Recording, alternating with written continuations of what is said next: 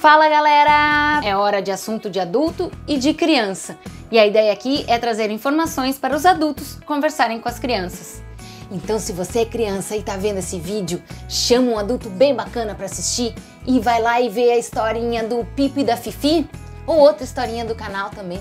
Porque daí dá tempo do adulto assistir esse vídeo e você assistir a historinha e depois vocês conversam sobre a historinha e sobre o vídeo. E o tema desse terceiro episódio é sexualidade e abuso sexual infantil.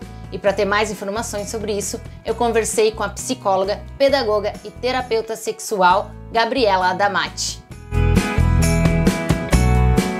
O que é a sexualidade? O que é a sexualidade infantil? Então, a sexualidade, ela envolve muito mais do que o ato sexual. Inclui o ato sexual, mas compreende, né, os desejos, as vontades, é a busca pelo prazer. Na sexualidade infantil, a diferença é que não tem o ato sexual. Então, tem a busca pelo prazer, assim como a gente tem em qualquer fase da vida. A sexualidade está presente com a gente desde o nosso nascimento até a nossa morte, né? E tem momentos que a gente pode ter ela mais diminuída, mas ela está sempre ali presente. Geralmente, né, nos bebês já aparece essa sexualidade com ênfase na boca, né? Então, assim, o prazer dos bebês é mais oral, por isso da chupeta, da mamadeira, do mamar, né?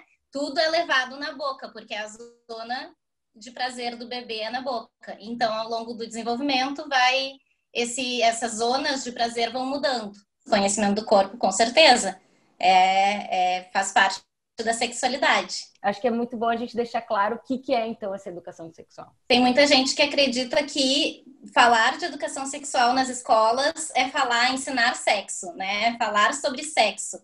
Mas não é. É poder falar do corpo, é poder falar de autoestima, é poder falar de partes que podem ser tocadas, que não podem ser tocadas, é da criança aprender o que ela pode permitir, como que ela pode pedir ajuda, né? Então, assim, é muito além, né? Não é para falar e ensinar sobre sexo, é para ensinar sobre cuidados com o próprio corpo. Então, inclusive, a educação sexual justamente serve como uma prevenção do abuso sexual. Isso que eu ia entrar. Como que ela pode ajudar nisso? A criança precisa saber o que pode ser feito com o corpo dela, né? Porque, assim, para a criança tudo é brincadeira. Então, se ela não sabe que certas coisas não podem acontecer, ela vai entender, né, que o adulto, que a princípio é a pessoa mais instruída do que ela, criança, está ensinando uma nova brincadeira, né? Então, antes de qualquer coisa, a criança já precisa saber que certas coisas não podem acontecer, né? Então, precisa ser falado para ela, sim, né? Que em determinados lugares não podem tocar, né? Ou quem pode tocar, né? Com certeza. Daí vai de cada família, né? Cada cuidador poder definir para a criança quem que pode tocar no corpo dela, né? A prof na escolinha que está ajudando, né?